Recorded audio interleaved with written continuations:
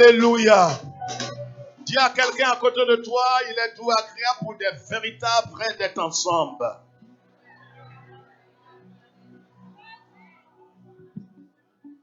Dis, Dieu n'a pas eu tort de me renouveler le souffle de vie. À lui seul toute la gloire. Au nom de Jésus. Amen. Acclamons le Seigneur et veuillez vous asseoir. Soyez heureux ce matin. J'ai dit soyez heureux. Que Dieu nous bénisse. J'ai dit que Dieu nous bénisse. Le mois de novembre est vu spirituellement comme le mois où la justice de Dieu dépasse la justice humaine. Je croyais que quelqu'un avait compris. Dis frère, il faut expliquer. Ça veut dire le mois dans lequel nous sommes, selon la parole du Seigneur Jésus-Christ, lève la tête, quand le Seigneur dit, il appelle ce mois la 11e heure. Quelqu'un comprend ce que j'ai dit? La 11e heure, c'est le temps dans lequel ce qui devrait te revenir normalement, écoute-moi bien, hein? Normalement, tu as droit peut-être à 5 000 francs. Mais Dieu, dans sa clémence, tu as travaillé 5 heures. Et ils ont travaillé 12 heures. Dis, oh. Normalement, leur salaire doit dépasser ton salaire.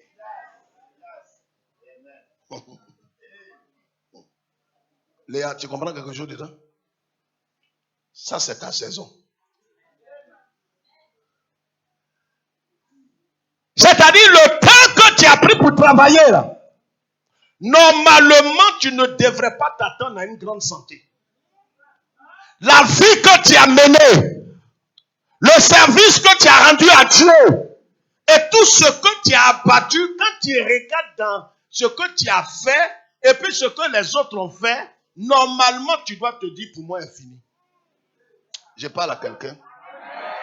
Oh, je ne sais pas avec qui je me trouve ce matin. J'ai dit, est-ce que quelqu'un comprend la parole?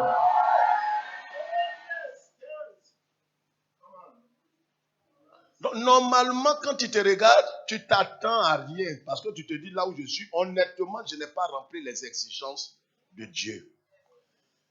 Mais le mystère dans ce mois, c'est que pendant qu'ils vont pour aller chercher, ils vont, ils reviennent en souriant. Ils se disent, d'abord, ils commencent à te consoler. Je parle à quelqu'un. Ils sont en train de te dire, toi là, tu n'as pas suivi tous les cultes, ça c'est d'abord, c'est pas une bonne chose. Et les dîmes, tu n'es pas correct dedans. Et puis toi-même, à fait de Dieu, là, on voit que, donc, là où tu t'en vas là, nous on a fait 12 heures. Voilà ce qu'on a gagné. Donc toi-même, ceux qui ont fait 12 heures, voilà ce qu'ils ont gagné. Toi, tu as fait 2 heures. Donc là où tu es, tu te dis que ce que tu t'en vas prendre là, ça ne vaut pas la peine.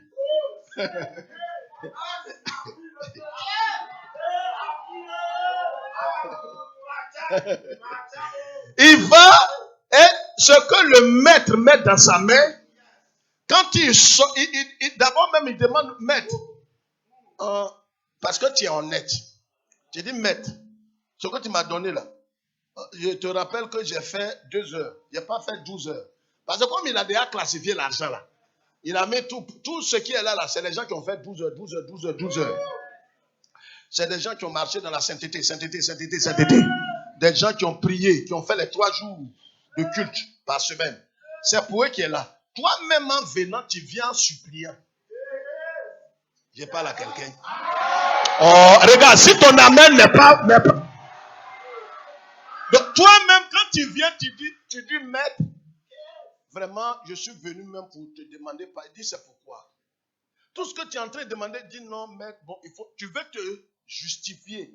Il t'a déjà pardonné. Je pensais que ton cœur allait être dans la joie ce matin. Donc, là où tu es là, tu t'attends à combien? Et ils ont pris 1 million.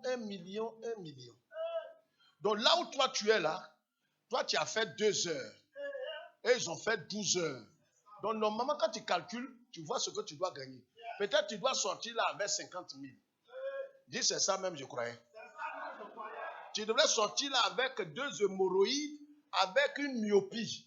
Les autres sont à elle, les 2 yeux ouverts. Tu dis ce que j'ai fait là. On dirait que mon œil là, il va se fermer. Mais je t'annonce ce matin. Est-ce que le propriétaire de la parole est là? C'est-à-dire, tu es rentré dans une dimension prophétique de grâce inégalée. Ce que Dieu va faire dans ta vie dans ce mois va susciter la jalousie.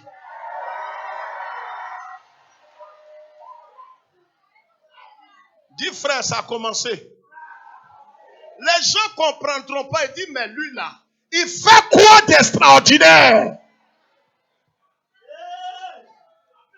C'est lui que le patron appelle. Et pourtant, tu n'as pas bac plus de 5.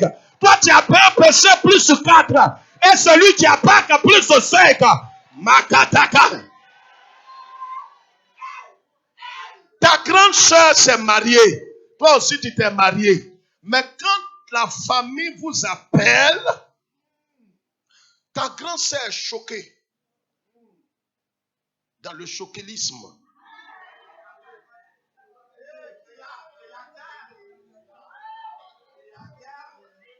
Donc, on dit, ta grande soeur est là. Et c'est toi on appelle. On dit, viens pour la réunion. Agnès, il faut venir pour la réunion. On dit, mais est-ce que grande soeur est informée? On dit, non, laisse ta grande soeur, viens d'abord.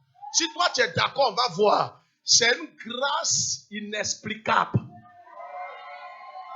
C'est dans cette faveur que tu vas marcher jusqu'en 2022. Est-ce que quelqu'un est en train de dire amen pour posséder de tout son cœur?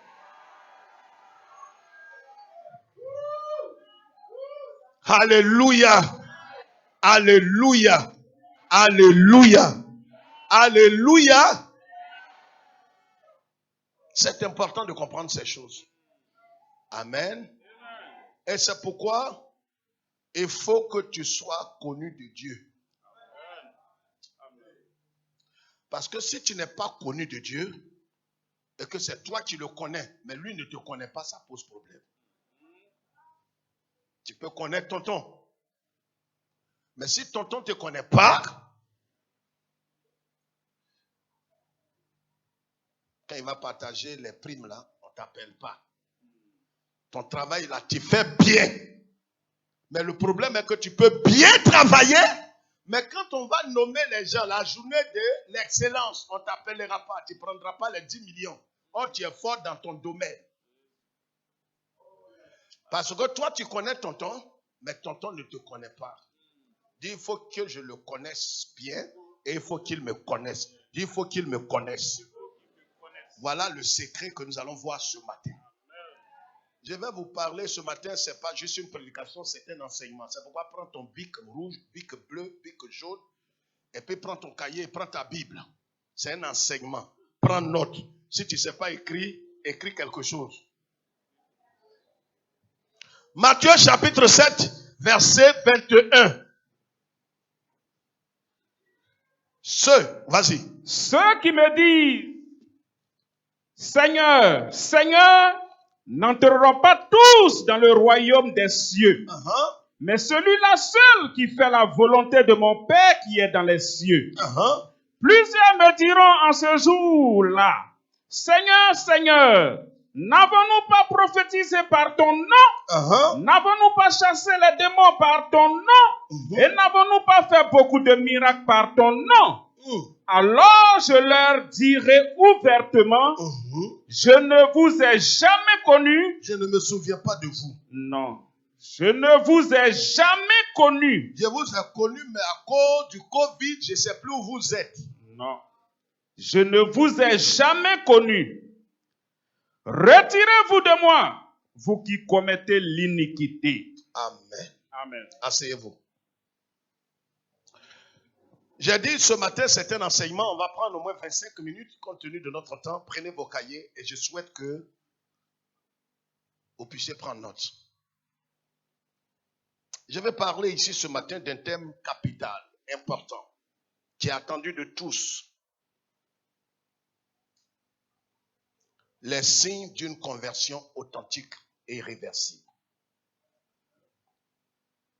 Comment connaître véritablement que cet homme est converti, est né de Dieu, à l'Esprit de Dieu, et qu'il est connu de Dieu? Voilà ce que le Seigneur Jésus dit.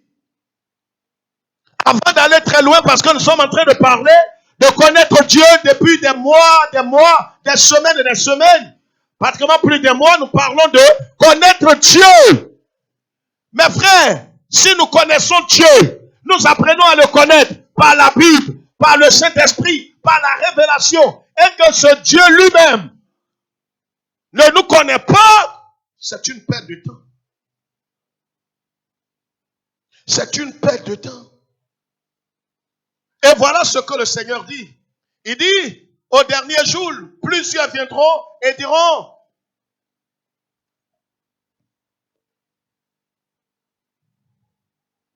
Seigneur, tu te souviens pas que j'ai opéré dans le surnaturel en ton nom. J'ai opéré dans le surnaturel, dans les guérisons, en chassant les démons, en prophétisant, en disant des mystères.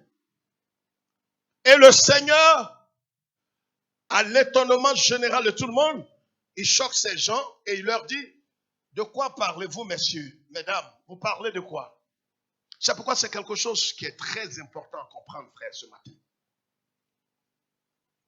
Le Seigneur est surpris. Et aussi sont surpris que le Seigneur leur dise, je ne vous ai jamais connu. Mais la Bible dit en Jean chapitre 10, le Seigneur connaît ses brebis entendent sa voix et ses brebis le suivent. Mais comment se fait-il qu'il dit à ces hommes qui ont opéré en son nom, qui ont guéri des malades, qui ont ressuscité des morts, qui ont fait toutes sortes de choses extraordinaires, il ne les a jamais connus? Je veux parler de 5 choses qui caractérisent tout véritable chrétien né de nouveau ayant l'Esprit de Dieu. Le premier point. C'est pourquoi, voyez, frère, il ne faudrait pas que nous courons une course en vain. Je vous en supplie. Peut-être je ne le dis pas assez, mais ce matin, je vous en supplie par les compassions de Dieu. Je vous demande pardon. Ça ne sert à rien d'aller plus loin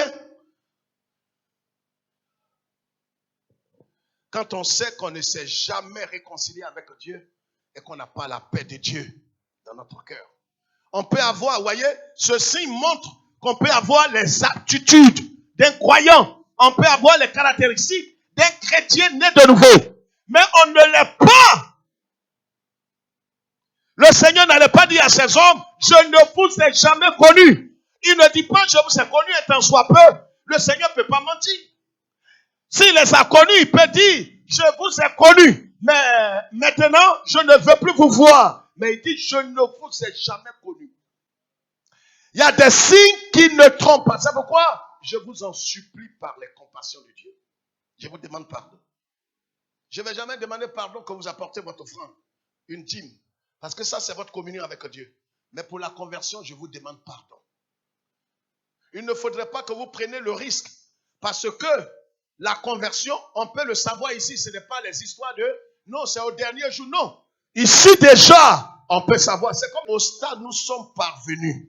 La chose la plus importante au-dessus de tout, c'est pas ce que les gens disent de toi.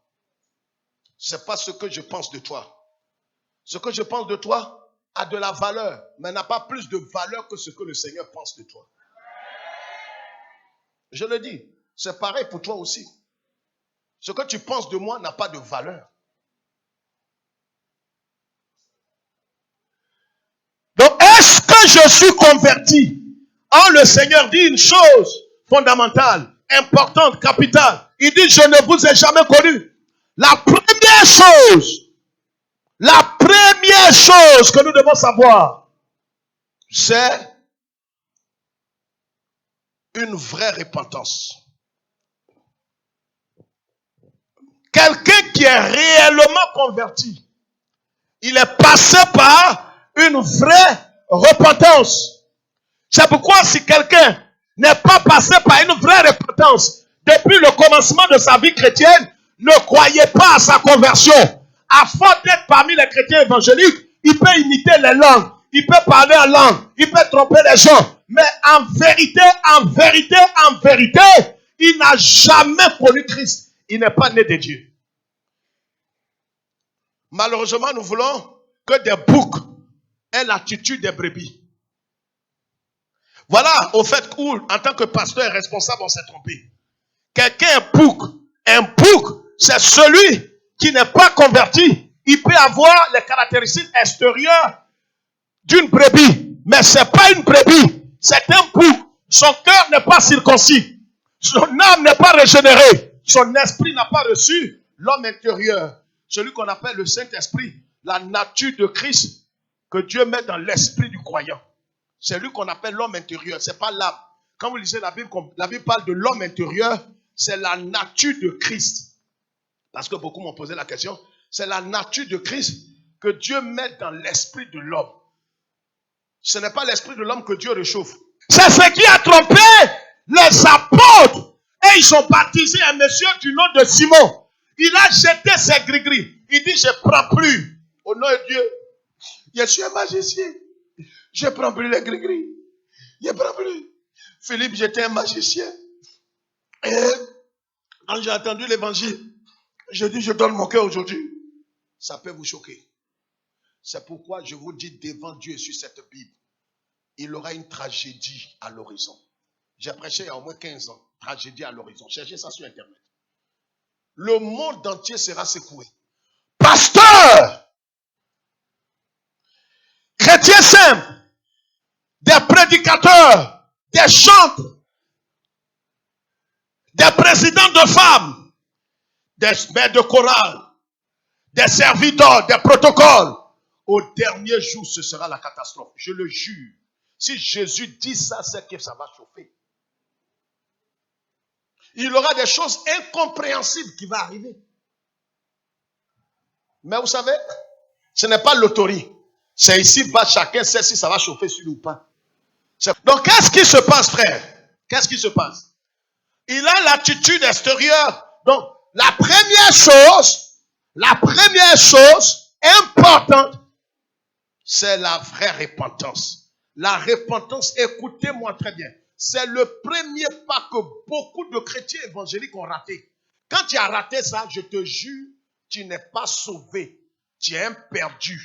Mais tu es tellement bien, tu tombes en transe, tu intercèdes, tu pries, tu es dans le comité de prière, mais tu te trompes. À la limite, c'est ta famille que tu trompes. Tu ne séduis personne. Dieu sait que ton cœur n'a jamais été circoncis. Vous savez qu'on peut aller très loin sans la repentance. C'est pourquoi les apôtres prêchaient la repentance envers Dieu et la foi en Jésus-Christ. Voici les deux choses que les apôtres prêchaient. Ils ne prêchaient pas trois choses. Les nouveaux messages, tu vas régner, les apôtres sont étonnés. Ils sont au ciel, ils regardent. Tu vas régner, tu vas posséder, tu vas te marier. Mais il dit, mais c'est sur la terre, ça. Il dit, oui. Ceux qu'on a laissés là, ils sont surpris. Ce message est étranger. Le message que les apôtres prêchaient, c'était repentez-vous. Quand Jésus est venu, Jésus dit repentez-vous et soyez pardonnés. Ayez le pardon de vos péchés par la repentance. C'est la porte du salut. La repentance, la vraie. Ce monsieur du nom de Simon, il dit, il s'est repenti. Voyez, je jette mes gris-gris. Je jette mes couris. Seigneur. Les apôtres ont dit, mais viens, on va te baptiser. Son attitude extérieure a amené les apôtres à le baptiser. Quand ils l'ont baptisé, vous voyez que tout le monde peut se tromper. Les apôtres qui étaient investis de l'autorité surnaturelle, qui étaient dans une dimension prophétique, ils ont regardé Simon et ils l'ont baptisé. Regardez.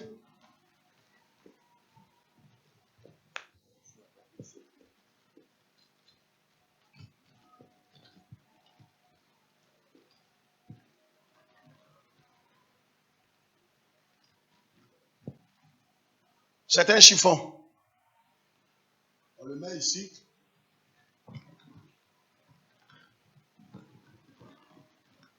On peut fermer ça pour moi. On peut attacher, monsieur. Attache ça de telle sorte que l'eau ne rentre pas dedans.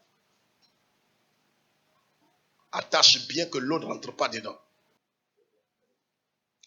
Regardez, voici un monsieur, où est le chiffon? Quelqu'un voit et dit Amen. Si quelqu'un voit très bien, c'est l'introduction du message. Il y a 5 minutes, il y a 5 points. Mais je vous montre, j'ai réfléchi, je n'ai pas vu ça quelque part. Tout ça là, c'est un chiffon. Maintenant, l'eau qui est là, c'est le Christ. Donc, normalement, s'il rentre dans le Christ, la vie de Christ doit rentrer en lui.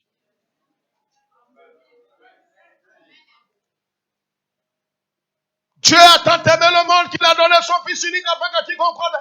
Pasteur, je vais donner ma vie à Jésus. Je vais donner ma vie à Jésus.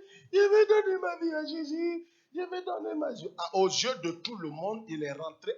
Apparemment, son attitude montre qu'il est rentré dans le Christ. On l'a vu. Quand il a pleuré, il s'est jeté à terre. Et les gens ont dit, soulevez-le, sous le vieux regret. J'ai bu du sang humain. Yakou, j'ai tué l'homme, j'ai fait des avortements, Seigneur, je me répands, Seigneur.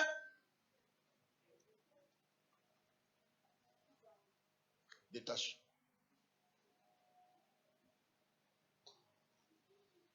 Aucune goutte n'est rentrée en lui. Jésus dit, vous les reconnaîtrez à leurs fruits. Si réellement la nature de Christ est rentrée en lui, automatiquement on doit voir les premiers fruits. C'est pourquoi on peut suivre quelqu'un ici dans l'église. On dit les convertis. On peut le suivre. Mais comme la nature de Christ n'est pas rentrée en lui, touche, serre. Il faut serrer. Serre. Il faut faire sortir l'eau. Il y a l'eau dedans. Il y a l'eau dedans. Il n'y a pas l'eau, papa. Serre bien. Fais passer sur toi. Il y a l'eau. Et pourtant, devant tout le monde, il est rentré en Christ. Il a été baptisé par immersion. Il est passé par les eaux du baptême. Il parle là, makar, kolo, là-bas. C'est pas là-bas, c'est ici. C'est pas là-bas. Alors ce monsieur-là, on le prend, on le nomme pasteur, on le nomme diacre, on le nomme parce qu'on a vu son attitude qu'il est converti. Il s'est repenti. C'est ce que les apôtres ont fait. Ils ont nommé Simon, ils l'ont baptisé et ils veulent l'établir. La Bible dit qu'il était tout le temps avec les apôtres. Les apôtres ont dit, tu es un frère. On va te mettre comme responsable de secteur. Tu vas chanter dans la chorale. Tu vas être dans le comité d'intercession. N'ayez pas foi dans tout ça. Je vous dis aujourd'hui devant Dieu. Ne vous fiez pas à l'apparence et au titre des gens dans l'église. Le fait qu'on l'ait établi soit intelligent. Ça ne veut pas dire forcément qu'il est sauvé. Il nous a montré une apparence.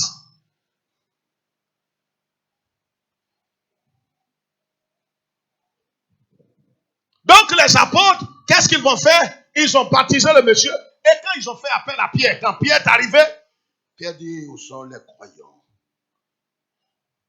Philippe, où sont les croyants? Il dit, mais apôtre, je suis apôtre comme toi, et j'ai discerné la vie de tous ces gens. Je les ai baptisés au nom du Christ. Alors, il dit, où sont les croyants? Il dit, passez là maintenant, je vais prier, vous allez recevoir maintenant l'esprit. Il met la main, kabura katarabo sendelebos. Yende, alléluia, marakondelebos. C'est le signe. Passe là, toi aussi. Et c'est dans ça que Simon, son tour n'est pas encore arrivé, il regarde. Et il est allé dire, apôtre, je vais te suggérer quelque chose là.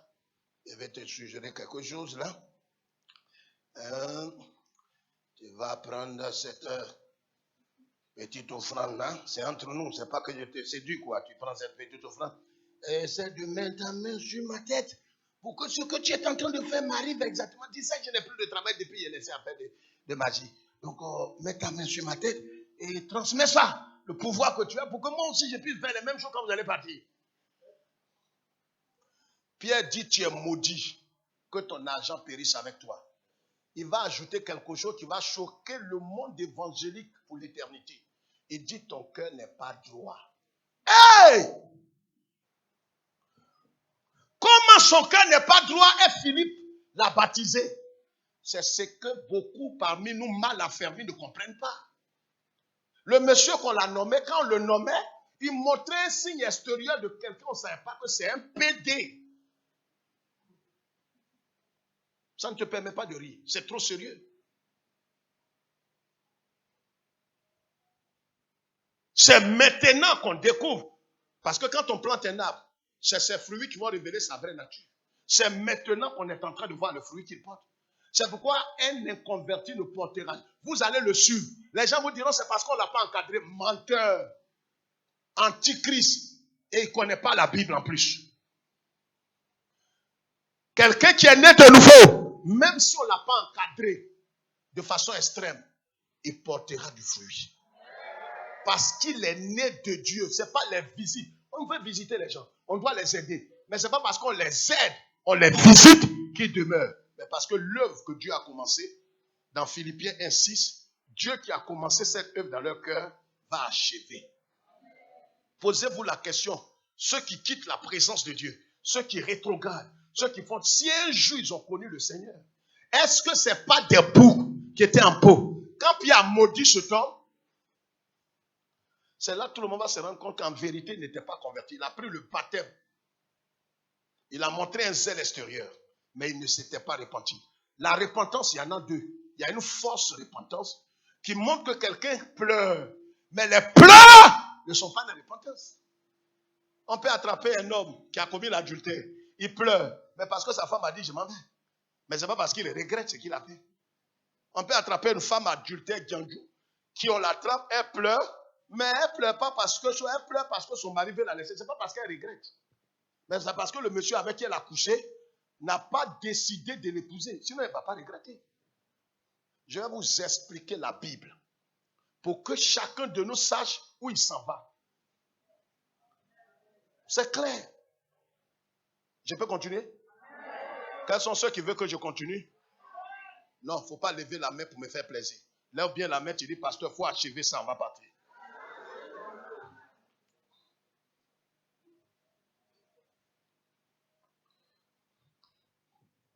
La repentance, la vraie repentance. J'ai dit c'est quoi? Quand tu entends la parole de Dieu, qu'est-ce qui se passe?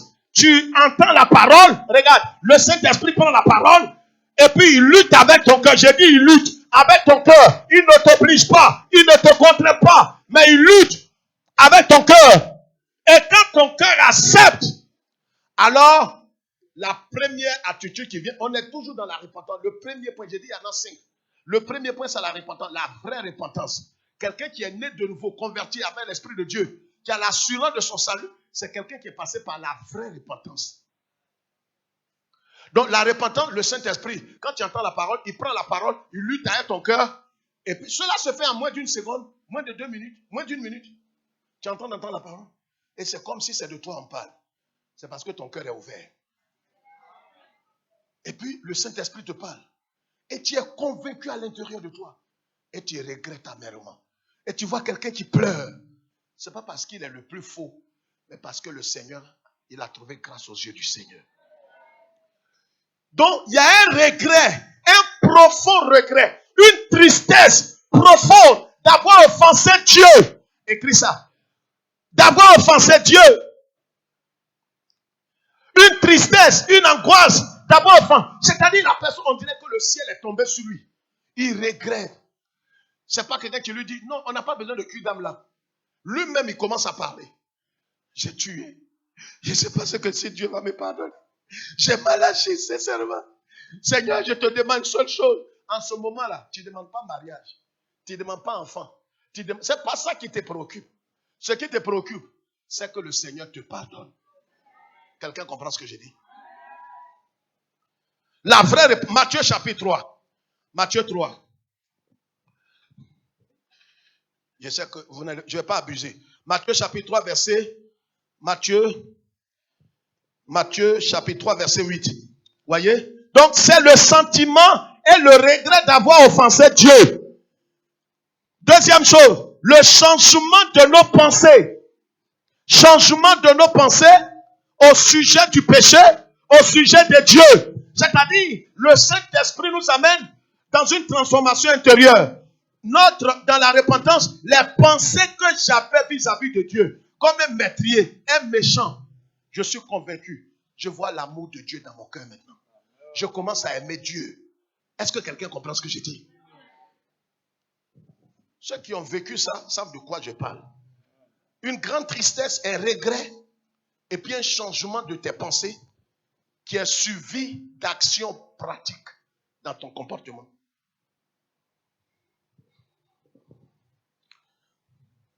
Donc, nos pensées, changement de nos pensées, de nos actes. Matthieu chapitre 3, verset 8. 2 Corinthiens 7, verset 9. Actes chapitre 17, verset 30 à 31. Lis ça. Actes 17, 30 à 31. Actes chapitre 3, verset 19. Allons-y vite, pasteur. Dieu, sans tenir compte des temps d'ignorance. C'est un temps d'enseignement. Donc, prenez notre faut que nous suivez, prenez vos cahiers. Partout dans le monde. Oui. Annonce maintenant à tous les hommes, en tout lieu, qu'ils aient à se repentir. Voilà ce que tu attends. C'est pas d'abord le confort. C'est pas d'abord ta prospérité. C'est pas d'abord l'enfantement. C'est pas d'abord. C'est un message infernal et démoniaque que Satan a envoyé pour détruire l'église.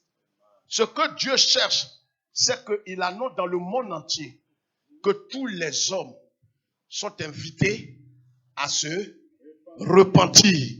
Ça veut dire quoi? Se détourner de la mauvaise voie pour se tourner vers Christ. C'est ça la repentance. J'étais petit quand j'ai donné mon cœur au Seigneur et notre moniteur, il nous parlait comme ça et il nous disait, c'est pourquoi le vendredi je disais comme ça, que je bénis Dieu pour le travail des monitrices. Mais vous savez, c'est une erreur qu'on commet très souvent, nous tous, moi y compris. Et quand je préparais ce message, hier jusqu'à 1h du matin, j'étais en train d'écrire. Dieu m'a dit quelque chose encore. C'est une erreur grave de mettre nos enfants entre les mains des moniteurs et de leur confier leur destinée. C'est une erreur. Les moniteurs et les monitrices viennent en appui à l'éducation que nous avons commencé à la maison. Si ton fils va en enfer, ça n'a rien à voir avec les moniteurs. C'est toi qui l'aurais voulu. Les moniteurs sont là pour nous aider. C'est comme la cellule des époux déterminés pour l'épanouissement de leur foyer. Ce n'est pas cette cellule qui va amener et dire, bon, c'est parce qu'on ne m'a pas aidé que je n'ai pas un bon foyer. Non. Si tu n'es pas bien éduqué, tu es impoli vis-à-vis de ton mari, tu es mal élevé vis-à-vis de ton mari, tu n'aimes pas ton mari, tu es une femme qui est mariée pour un temps, mais tu es prêt. Quand tu vas trouver quelqu'un de mieux, tu vas partir, tu es une prostituée. Tu es une prostituée. Le ciel devrait te retrancher.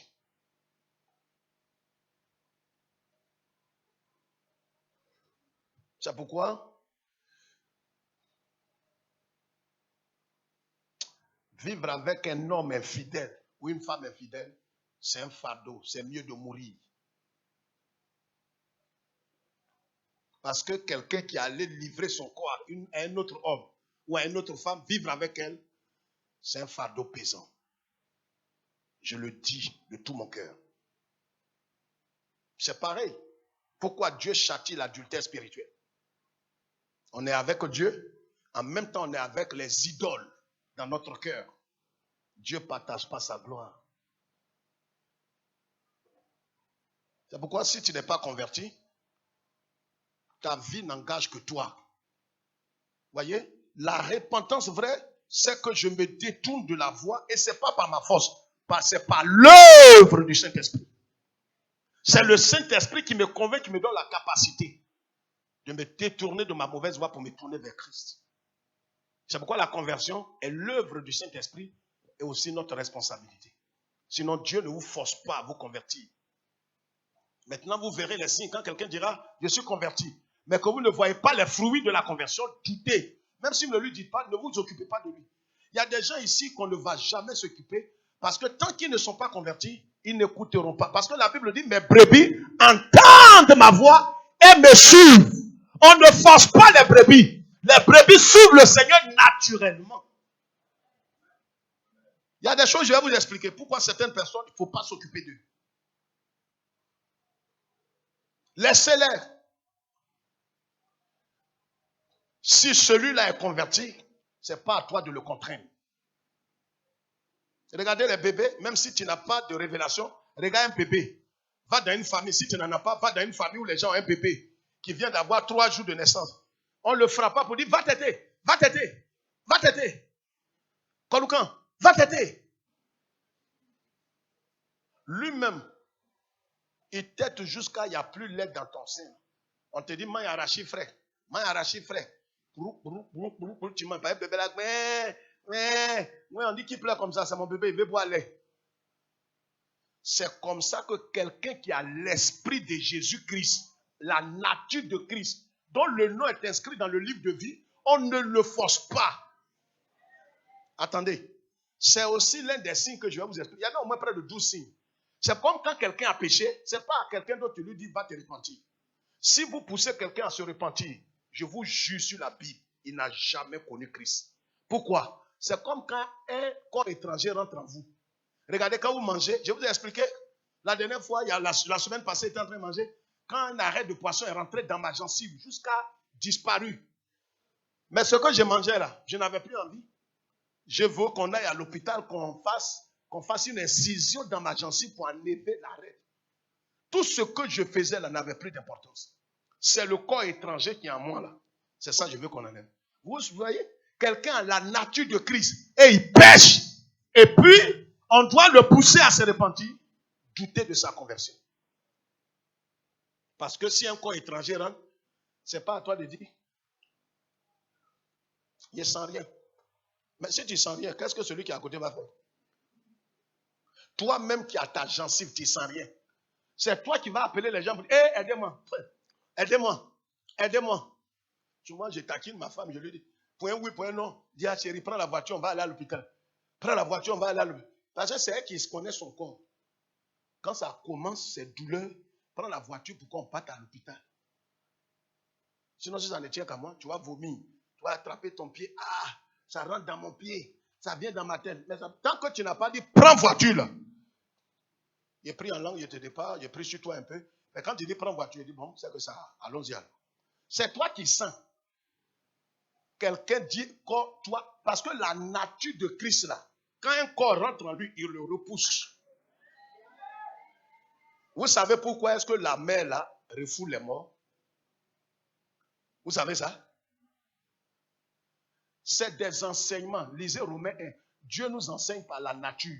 Quand Dieu habite dans un corps, regarde ici. Quand Dieu, voilà, le royaume de Dieu habite en toi. Et que quelqu'un met un esprit, il met son pied. Ce que Dieu montre à l'esprit, là, tu ne peux pas connaître. C'est son territoire. C'est pourquoi les doctrines de non, il est né de nouveau, il a l'esprit. À la conversion de quelqu'un, vous l'amenez à Jésus, lui parler de Jésus. Le jour là, vous pouvez chasser les démons de sa vie. Parce que Jésus est en train de faire. Ouais, les esprits sont en train de partir. Mais dès que Jésus rentre et s'assoit, esprit ne rentre plus là-bas. Esprit ne rentre plus là-bas. Quelqu'un comprend avec ses 2 oreilles? Esprit mauvais ne rentre plus là-bas. C'est quand il rentrait. Regardez, quand Jésus rentrait dans Naïm, il a croisé qui? Une veuve avec son bébé mort. Lui, il rentre. Et ils sont en train de sortir. C'est le mécanisme. Jésus ne peut pas rentrer. Et puis les esprits là vont rester et puis il va les trouver. C'est pour ça que quand vous priez pour quelqu'un, à la conversion, les démons là sont dans la débandade. Le monsieur tombe, il roule. Mais si ça répète, c'est un menteur lui là. C'est un menteur. Je persiste et je défie tous les docteurs. C'est un menteur. À Tofoué.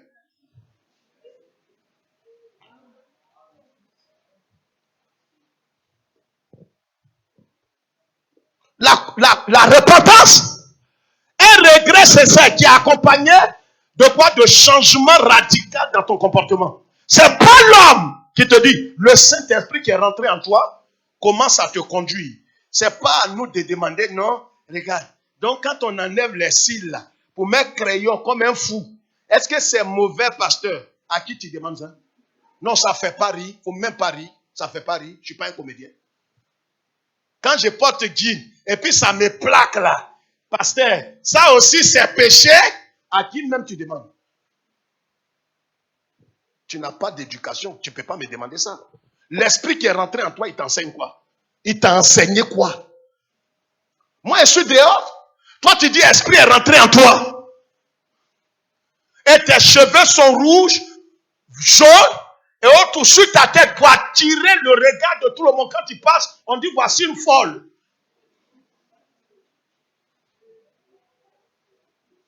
C'est l'éducation spirituelle, c'est le Saint-Esprit. Fais ce que le Saint-Esprit te dit. L'esprit qui est en toi, c'est ce qui t'enseigne. Si c'est le Saint-Esprit, écoutez, habillement, il n'y a pas d'enseignement pratique là-dessus. Quand tu t'habilles, si tout le monde a les regards tirés vers ta chair, tes seins, tes fesses, tu es une Jézabel. Voici le signe. Si tout le monde, quand tu t'habilles, c'est tes fesses, tes seins, que les gens imaginent, tu n'es pas loin d'une prostituée. Normalement, quand tu t'habilles, ce qui doit venir dans l'esprit de tout le monde, gloire à Dieu. Je suis en train de vous parler de la repentance. C'est pourquoi quand quelqu'un n'a pas reçu la repentance, tout ce que vous allez dire là, c'est comme un aveu, vous lui montrez les couleurs d'arc-en-ciel. Il y a des gens que vous ne pouvez pas encadrer. Laissez-le. Quelqu'un comprend où je t'emmène, hein? Tu vas porter des habits sexy. Mais tu es une femme indigne. Une femme indigne. Tu vas porter un habit, on voit tous tes seins. On voit tu as porté un soutien, un nouveau soutien blanc. C'est quelle éducation tu as reçue? Moi, je te dis ça. Si tu es très fâché, tu ne viens plus ici. Je n'attends rien de toi. La vision que j'ai reçue, c'est de t'amener au ciel. Quelqu'un comprend ce que je dis? Les femmes sont là. Je vois une femme qui serre son visage en direct, elle va m'effrayer. Je vais voir la main des femmes. Habille-toi chic, propre. Tu peux s'habiller. On est chrétien, mais ça ne veut pas dire qu'il faut s'habiller. Tu es dans les boubous, c'est bon. Il y a des choses que ton mari aime. Il n'est pas un sexiste et autres. Non. On peut s'habiller chic, propre, bien, pas démesuré. Ça, on ne doit pas s'asseoir pour faire éducation de ça. L'esprit que tu as reçu là, et Jésus dit quand il viendra, il va vous enseigner comment se fait qu'il est rentré en toi. Et il ne te montre pas comment on s'habille. Moi, je suis étonné. Il est vraiment chez toi. Un sentiment de regret d'avoir offensé Dieu. Deuxièmement, qu'est-ce qui se passe? Se détourner du mal. On est toujours dans la repentance. Se détourner du mal, demander pardon à Dieu, abandonner le mal, restituer. Tout ce que nous avons pris par devant nous. J'ai pris par exemple la pochette du pasteur Nzi. Quand il me convertit, le Saint-Esprit me dit ce qui est là, la pochette là, ce n'est pas à toi. Va restituer. C'est ce que tu as fait. Hein, le monsieur Zaché. Il a dit à Jésus tout ce que j'ai volé, je restitue. Tout ce que tu as volé, il y a des livres que tu as pris, il y a des crayons, il y a des... Ça c'est perdu, c'est perdu. Tu as demandé pardon. Mais tu as pris la femme de quelqu'un. Ah, il a prêché ça quelque part, les gens ont pleuré. Il dit, pasteur, là comment on va faire? Mais c'est d'aller donner femme des gens. Si je me rends compte devant Dieu sur la Bible que ma femme s'est mariée un jour et que son mari est vivant, aujourd'hui je la laisse. Je le jure sur la Bible. C'est la Bible qui dit ça. Parce que je veux aller au ciel. Le deuxième point, l'abandon volontaire des idoles. 1 Timothée chapitre 1 verset 9. Éphésiens 5 verset 11. Colossiens 1 13. Dès que quelqu'un l'est des signes, le deuxième signe, après la vraie repentance, le deuxième signe qui montre que quelqu'un est converti, que l'Esprit de Dieu est rentré en lui, il abandonne délibérément toutes les idoles, les statues de Marie, fétiches. Ce n'est pas quelqu'un qui lui dit. La Bible dit tous ceux qui avaient cru envoyaient leur potion magique, leur livre magique pour faire brûler. C'est pas non, vraiment, j'avais un livre là, mais comme on ne m'avait pas demandé, ça est là encore. Non, non, non, non. Le Saint-Esprit te convainc. Les talismans, les poudres, tu prenais pour avoir garçon parfait toi-même. Si jusque-là ça est chez toi, tu n'es pas converti. L'esprit qui est rentré en toi veut plus de quoi étranger dans ta maison. Les livres de pornographie, de quoi, tu livres tout. C'est pas le pasteur qui t'a dit ça. C'est le Saint-Esprit. Parce que ce n'est pas les pasteurs. Vous voyez les églises où c'est le pasteur qui dit, va chercher les livres, va chercher. Non, non, non, non, non. Ceux qui étaient convertis dans le Nouveau Testament, dans Actes des Apôtres, ce n'est pas les apôtres, c'est eux-mêmes qui sont allés prendre leurs livres. Les statues de Marie, de Saint-Cangbin, Saint-Pierre, on brûle tout ça.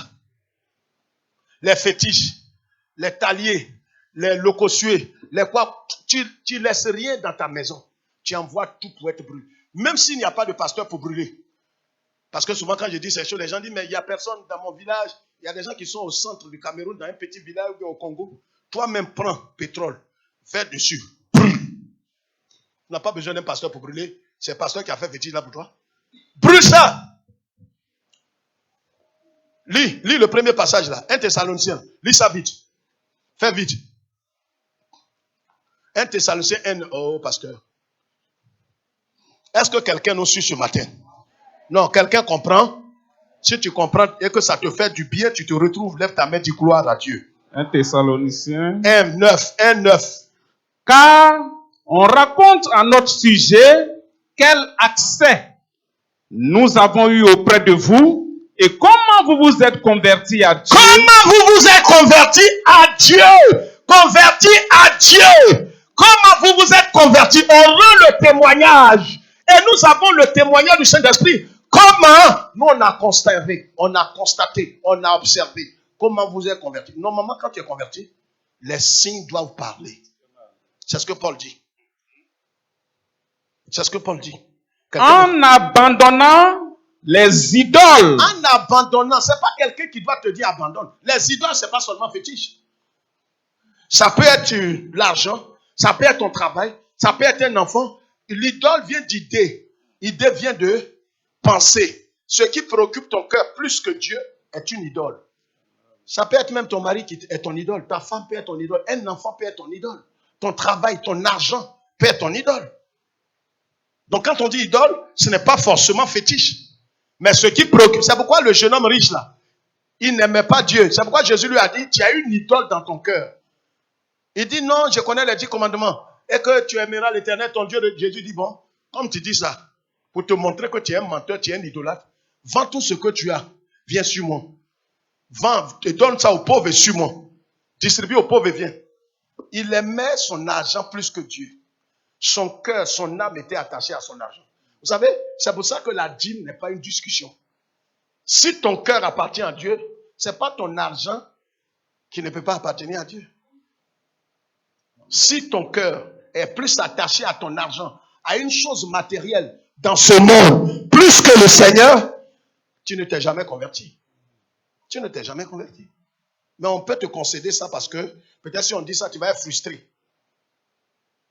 Mais c'est mieux qu'on te le dise ce matin pour que tu prennes tes dispositions et de savoir au moins où tu t'en vas.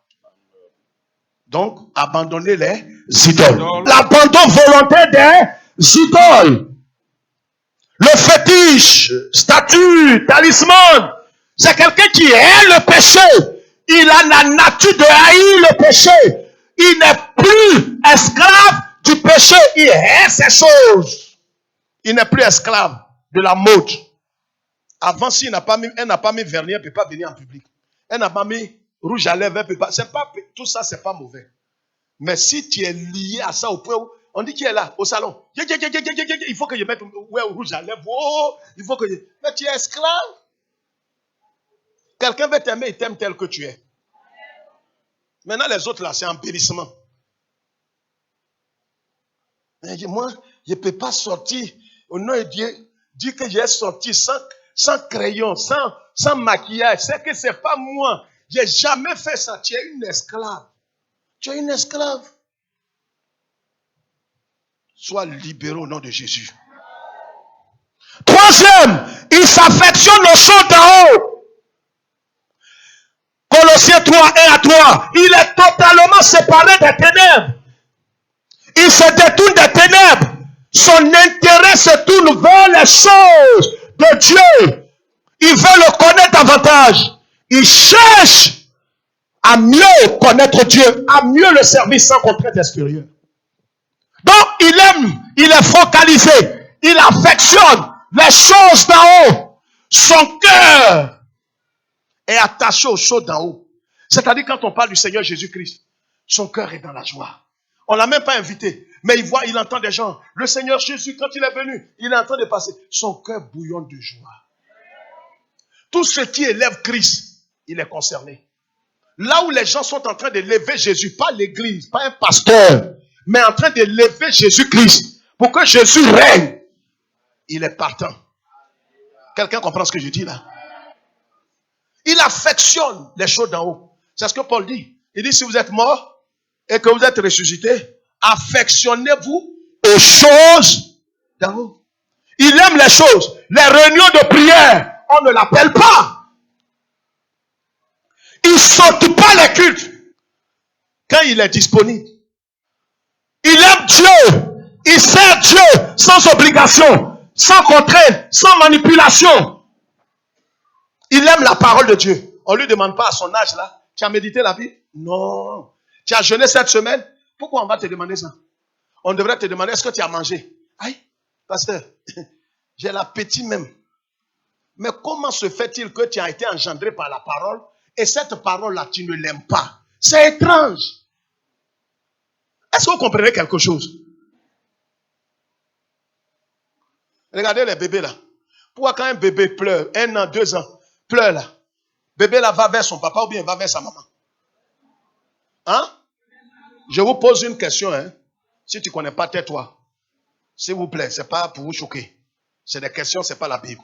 Quand un bébé d'1 an, 2 ans pleure, souvent envie de téter là, ou bien a besoin de quelque chose, vers qui? Entre le papa et la maman là, vers qui le bébé là va?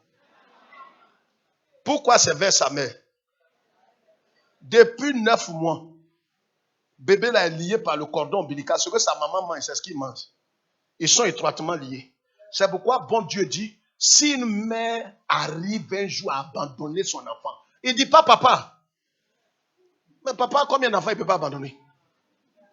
Donc pour lui, c'est naturel. Mais si par miracle, une femme, c'est pourquoi même à la maison, tu as fait quelque chose. Lui qui crie le plus là, c'est qui? Hein? Souvent même, maman la parle aussi. C'est les mamans même qui signalent les enfants. Dis, voilà ce que ton fils a fait. Hein. Le vieux là, il grogne. Je vais te montrer ce que tu n'as jamais vu. Je vais te faire quelque chose. Je vais te frapper. Je vais faire tant. Il prend ceinture. Pigaou. Ah, ça va comme ça. C'est ta maman là encore qui vient arracher ceinture. Dis, tu l'as frappé un peu là, ça va comme ça. C'est les mamans qui peuvent faire ça. Parce que de toute façon, tu es en train d'aller là. Son cœur commence à lui faire mal.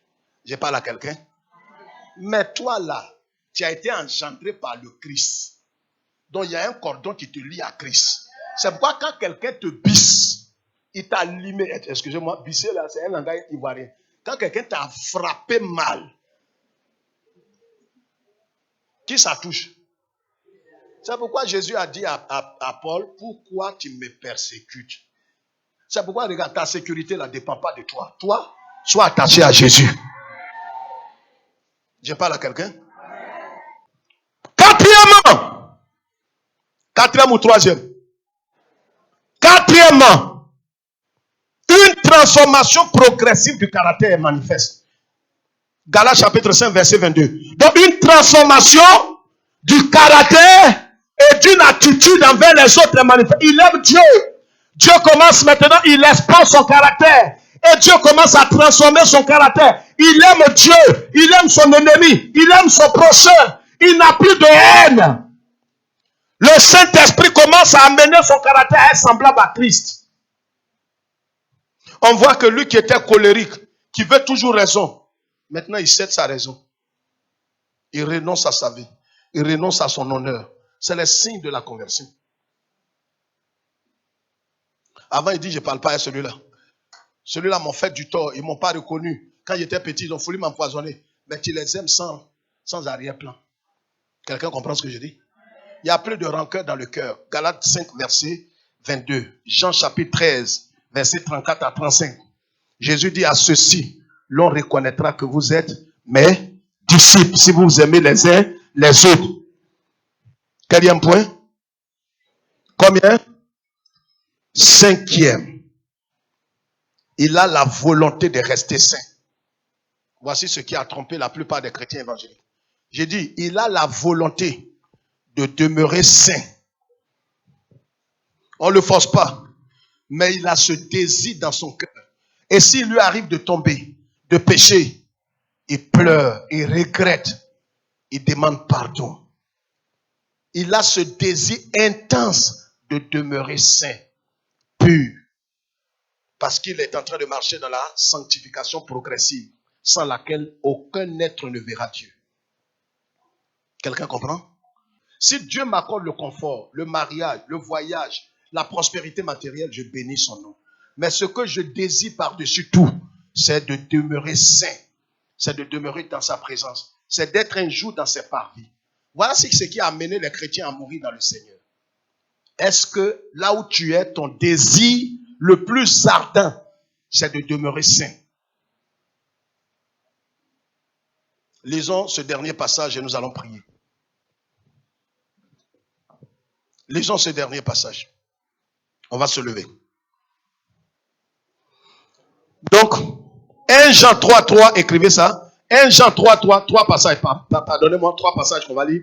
1 Jean 3:3, 1 Jean 5:18, le Psaume 97, verset 10. Donc, il a foncièrement la volonté, le désir de rester saint, de rester pur. Il ne pratique plus le péché. Il est sensible au Saint-Esprit et il est sensible au péché. C'est-à-dire quand le péché est rentré dans son cœur, il sait que là où il est là, sa communion avec Dieu n'est plus au bon fixe. C'est pas quelqu'un qui lui dit tu as péché. Non, lui-même, il sait à l'intérieur de son fond intérieur que sa communion avec Dieu n'est plus au bon fixe. Lisons ces 3 passages. Quiconque a cette espérance en lui se purifie comme lui-même est pur. Donc si quelqu'un est vraiment né de Dieu et il a l'espérance qui est l'accomplissement d'une promesse absolue dans un temps précis, s'il a cette espérance que Jésus revient, prend les saints pour les amener un jour dans son royaume, lui-même, dit l'apôtre Jean, c'est pas quelqu'un qui le visite et qui lui dit à chaque fois, quitte dans la débauche, quitte dans la pornographie, quitte dans les pratiques, quitte dans ça, quitte dans les films où tu es lié, quitte dans la beauté du diable que tu regardes et tu es devenu esclave. On peut regarder n'importe quel film. Je parle d'éducation qui ne déchire pas le bon sens. Mais des films, n'importe quel. C'est pas, on ne va pas vous dicter, ne regardez pas ça. Non, ce que tu regardes, l'esprit va te dire ce qui est bon et ce qui n'est pas. Il y a des choses quand tu veux faire, l'esprit même te dit, ça là, c'est pas bon. Parce que tu as l'esprit de Dieu. Donc on ne va pas vous dicter les choses. Et l'apôtre dit, le dernier point qui montre que quelqu'un est sauvé, c'est que il fait quoi? Il se garde et se purifie lui-même. C'est pas un pasteur qui lui dit, éloigne-toi. À chaque fois, on lui dit, éloigne-toi. Non. Lui-même, il sait qu'il doit s'éloigner du péché. Même si on fait 2 ans sans venir au culte, il ne va pas rétrograder pour ça. Quelqu'un comprend ce que j'ai dit? Il se sanctifie lui-même. Il n'a pas besoin, je ne dis pas de ne pas visiter, mais ces règles-là, l'église évangélique a établi, ça contredit et ça va contre l'esprit et l'œuvre du Saint-Esprit. Aujourd'hui, lève la tête s'il te plaît. Regarde ici. On est en train de terminer. C'est parce qu'on ne l'a pas visité qu'il a rétrogradé. Ce n'est pas honnête de dire ça, c'est malhonnête. Lui là, il n'a jamais connu Christ. Je vais vous montrer ces versets puis on va prier. Il n'a jamais connu Christ. On n'a pas dit de ne pas visiter les gens, il faut les visiter, c'est chrétien, c'est bon. Mais dire que c'est parce qu'on n'a pas visité qu'il a rétrogradé, c'est un menteur. Il n'a jamais été converti. On m'a parlé mal, moi je m'allais m'asseoir chez moi. En tout cas pour Jésus là, adieu. Toi, point d'interrogation. Lis 1 Jean 5. Nous savons que quiconque est né de Dieu ne pêche point. Mais celui qui est né de Dieu se garde lui-même et le malin ne le touche pas. Au fait, comment on fait pour que le malin... Péché ici, dans la version originale, il a dit celui qui est né de Dieu ne pratique pas. Si quelqu'un demeure délibérément dans l'impudicité, l'infidélité, il demeure dans le mensonge, et au point où il dit je ne peux plus m'en passer, commencez à savoir que lui là, demandez-vous quand est-ce qu'il a été converti. Il ne pratique plus le péché. Il peut tomber dans le péché, mais il ne peut pas rester dans le péché. Parce que la nature de Christ est en lui et ne lui permet pas de rester couché là. Péché là, si c'est rentré en toi par inadvertance, là où tu es là, tu es mal à l'aise. Ça dit, les gens, on dirait que tu es malade, tu es façon comme ça. Oh, tu as parlé mal à quelqu'un, ou tu as dit quelque chose. Tu as dit, tu n'es pas tranquille. Jusqu'à ce que tu dis, frère, je demande pardon. Mais quand quelqu'un dit non, voilà ce qui m'a choqué dans mes relations avec certaines personnes. Moi, je ne sais pas en quoi qu'est-ce qu'il a fait de mauvais. Je ne sais pas en quoi. Moi, on est Dieu, je sais, moi, je ne sais pas en quoi Dieu te demandé pardon. Quoi, je ne sais pas. J'ai réglé le problème d'un couple comme ça. La femme, les gens sont venus dire à son mari qu'il y a un monsieur dans son service qui tape toujours sur ses fesses. Et c'est son ami là qui a dit à son mari que ta femme au travail, là, il y a un des collègues qui tape sur ses fesses. Regardez ce qu'il va dire. Le monsieur a appelé, le monsieur le matin, il a dit, mais chérie, tu vas au travail, mon ami m'a dit que non, il y a ton collègue qui tape sur tes fesses. Il dit, ouais, ce qui est mauvais, taper sur mes fesses là. Est-ce que ça veut dire qu'il a couché avec moi, il m'a pénétré? Non, j'ai été choqué. C'est-à-dire, moi, je pouvais renvoyer cette femme. C'est-à-dire, c'est une femme malhonnête. Donc, pour elle, le péché, l'adultère, taper sur ses fesses, ce n'est pas un péché. Vous voyez comment l'esprit, vous voyez comment on a accepté le péché dans notre vie. Et quand vous voyez quelqu'un qui dit qu'il ne veut pas se repentir, c'est quoi il a fait de mauvais même? Bon, moi, je ne vois pas qu'est-ce qu'il a fait de mauvais. Hein? Le petit a appuyé mon sein. Mon sein qu'il a appuyé là, est-ce qu'il a pris pour bâtir?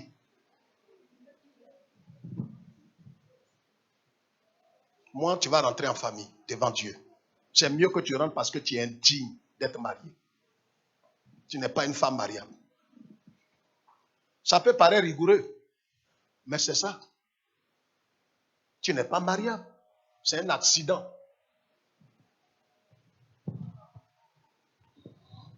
Lis le psaume 97, verset 10 et on va prier. Regardez ce que la Bible dit. Vas-y, vas-y, vas-y. Vous qui aimez l'Éternel, haïssez le mal. Arrête-toi là. Vous qui aimez l'Éternel, qu'est-ce que vous devez faire? Nous qui aimons l'Éternel, on doit faire quoi? On doit faire quoi? Qu'est-ce qui nous caractérise? La haine. Mais quand vous voyez quelqu'un qui fait le mal constamment, sans regret, vous vous demandez comment il a la nature de Christ en lui. Un corps étranger rentre en toi et tu n'es pas gêné. Voici les 5 signes. Le premier signe, c'est quoi? La vraie. Dis ça ensemble. La vraie. Deuxième.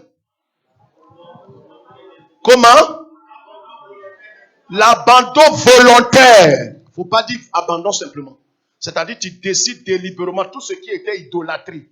Les films, les quoi, les temps que tu regardais. Amen. Si tu es de Dieu, il y a des choses que le Saint-Esprit va te dire. Les autres là, vous savez, il y a des choses que les autres peuvent faire, mais que toi tu ne peux pas faire. Parce que tu as été appelé à quelque chose. Lève les deux mains, on va prier. Lève les deux mains. Seigneur, voici ta parole. Nous nous remettons entre tes mains. La Bible dit, tu connais tes brebis, tu connais ceux qui t'appartiennent. Et tu connais les boucs. Nous ne voulons pas courir le danger de parvenir au dernier jour et d'entendre que tu ne nous as jamais connus. C'est pourquoi ce matin, nous voulons examiner notre propre cœur. Nous savons que tous ceux qui sont nés de Dieu, qui ont l'esprit de Christ, la nature de Christ, ne peuvent pas demeurer délibérément dans le péché. Ils sont libérés à la conversion. Et l'esprit de Christ est dans leur esprit. Ils ont l'homme intérieur qui grandit à l'écoute de la parole. Donne-nous de demeurer dans une vraie repentance, dans l'abandon de l'idole, dans, Seigneur notre Dieu, la progression véritable dans la sainteté. Donne-nous d'avoir cette volonté véritable, d'être pur et saint. Donne-nous, Seigneur notre Dieu, cette faculté de nous repentir et de recevoir la nature de Christ. Bénis-nous ce matin et parle au cœur de tous ceux qui véritablement ne t'ont jamais reçu. Lutte avec eux jusqu'à ce qu'ils puissent t'ouvrir leur cœur et recevoir la nature de Christ. À toi seul toute la gloire, au nom de Jésus. Quelqu'un dit Amen.